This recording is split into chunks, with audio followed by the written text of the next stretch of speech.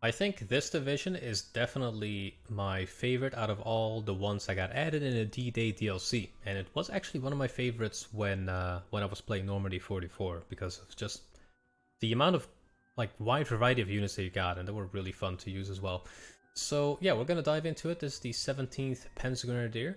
It's a ton of fun to play. I've played a lot of matches during my live stream with this division, and we had a blast over there. So if you don't want to miss out on those, please do check me out on twitch.tv/SaucyNetwork. So in the Recon tab, let's just dive into it straight away. We have the SPW-231, so this has a 20mm autocannon. Really fun to use, really good range on it too, 1,000 meters range. It just wreaks havoc on infantry and like light armored units, and also has a machine gun. So at like 750 range, you'll have a 20mm and a MG34 firing at infantry. So it's really fun to use these. And I got 4 of them in A phase. In A phase we also have some infantry recon in these SPW 222s with the... go to the display. Oops. With the 20mm as well, both AP and HE. Really fun to use these guys as well. And also has the MG34, so it's basically a 231, but a little bit faster and less armored. And also smaller. We also have the BMW. I didn't really go for these. They're really cheap though, so might be useful. We have Aufklären, so these are 2-man MP40 squads. We got Speertruppen, which have an MP40, 2 of these G43s, and an MG34. And also we got a 233, which basically is like an assault gun recon. So we got the 75mm that can fire both, you know, high explosive anti-tank, AP shells, and also HE shells. So you got a wide variety of these, and they're at 2,000 meters. So you can actually use this as fire support. But I just went for the 231s because they're, you know, they're a little bit, I don't know, I like autocannons a lot. It's just my thing, and they're a little bit cheaper as well, 10 points, and it will make a difference. But the thing is, you can get 6 of these guys in A phase, or 4 of them in A phase.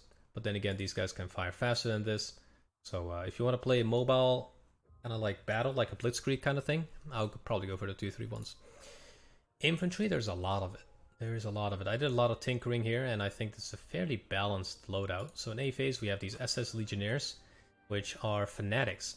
So yeah, they will never surrender, basically. So really good in on the front line when you're defending towns. If the enemy is pushing up a lot of, you know, crap towards you, have these guys on the front and they will literally not surrender at all. So they got these M38 submachine guns.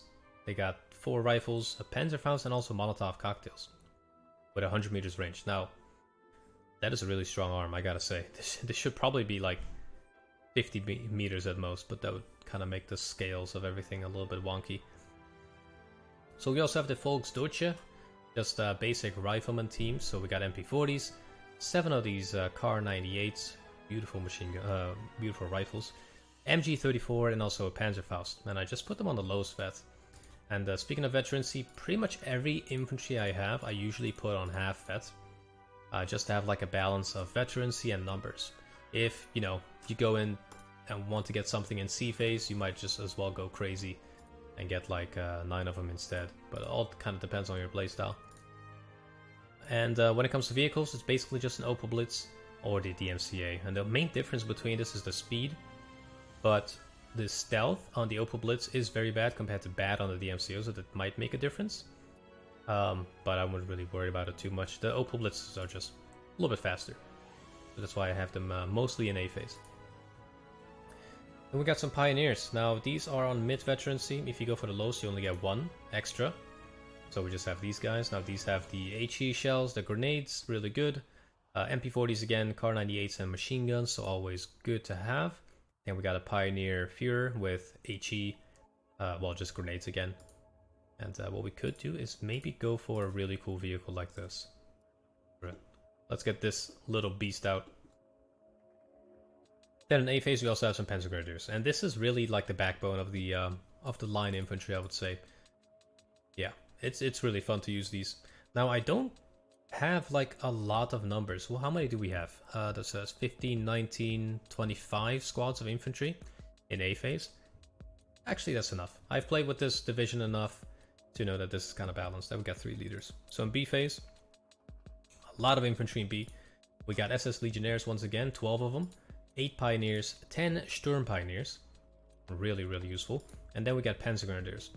Now, the Panzergrenadiers I had in Echelon C before, but it feels like the SS Legionnaires and the Pioneers are good, you know, at like, these guys will be good at close quarters, the Pioneers will also be good at close quarters, but then I needed something really good at range. So these 2 MG42s and a 7 Kar 98s will really do well there if you put them on like the edge of the town. We still do have another card of Panzergrenadiers and another card of, you know, Volksdeutsch and Sturm Pioneers, but I think that's fairly balanced. The tanks, quite a bit of Stugs, so we have 7 Stugs, 3 in A phase and 4 in B phase. We just went with 4 on the highest veterancy. Honestly, 7 is enough if you play them right. And then we got 2 leaders in B phase as well. In the support tab, MG42s have been really, really, really useful when I've been using them. IG33s, just a beast in A phase as well. I first had them in B phase on mid-vet, but they do just as well in A phase. Got this awesome looking vehicle, and this is our commander. Don't ask questions, this is our commander, okay? And then 8 supply trucks in B phase as well, just to kind of keep everything running. Now what you could do is get flamethrowers in A phase, just get these 2-man squads, but since they've kind of nerfed flamethrowers, you know, for a while now, I wouldn't really use them as much, unless you're like using it to support your existing infantry. In the anti-tank, quite a lot of choices. So we got a Pak 40, this is 75mm in B phase, so nothing in A. Nothing in A phase, keep that in mind. It's all Stugs in A phase. Now that makes me think that maybe I should put this in A phase, but you only get, well, you get 2 of them in on the mid veterancy, and yeah, I could go for the Pak 40s in A phase, I guess. Let's go for the lowest veterancy, because the higher vet only gives you, well, I say only, but that's quite a bit, plus 8% chance of hitting, and then 1 more rate of fire, which is quite a big bonus. But then again, since we have Stugs, and since I usually play really safe with my Stugs, it's been going decent. So I just keep them in B.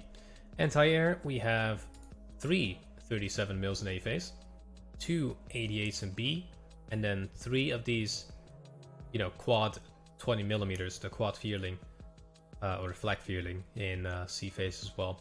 The 88s alone do a really good job of just stopping any airplanes, and then the autocannons just, you know, do the actual killing. It's a pretty good loadout, I've noticed. Usually does well. In the artillery tab, not too much. Nothing too crazy. I usually don't really go all out on artillery, so we have some artillery observers. We have 3 mortars in A phase, the 81s. 4 leaders in B phase to help with our leader shortages.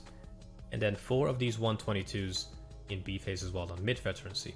Initially I had the 152s, then I had 2 cards of them in C phase, but that just took too long to get them, so I just put them in here instead. You could go for the 105s, but in my opinion the splash damage of the 105s is anything 100 caliber or 100mm or less.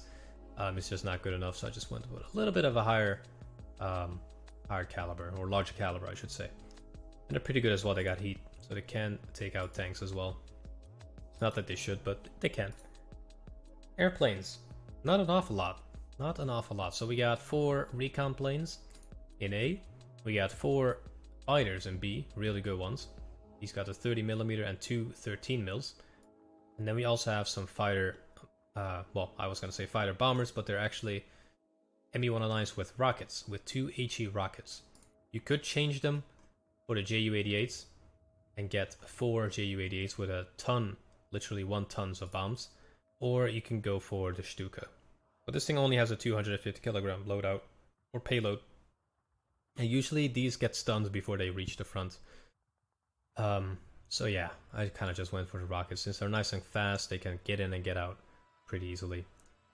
But yeah, I kind of put it on flatline as well, because if I go balanced, I will not have enough income to really get all my Stugs out, because those are really, really important, and also my AA, to make sure that the enemy cannot just carpet bomb the crap out of my infantry. Juggernaut could be, you know, the same story. Vanguard is a little bit not enough points in B and C, because then we really whip out these expensive units. So I just kind of went for a flatline, but you can adjust that yourself if you want. Really fun division. check it out yourself. There's a link in the description. Or not a link, but a code. Check it out, tweak with it. I think it's a fairly balanced one. Have a little bit of fun. You can probably change some of this, you know, the artillery, the anti-tank, and the anti-air out a little bit. But all in all, a pretty good division. I'll be diving into some of the other ones as well, such as the Indian Head and the first Panchurna, but that'll come up pretty soon. So stay tuned for more Steel Division 2. Take care.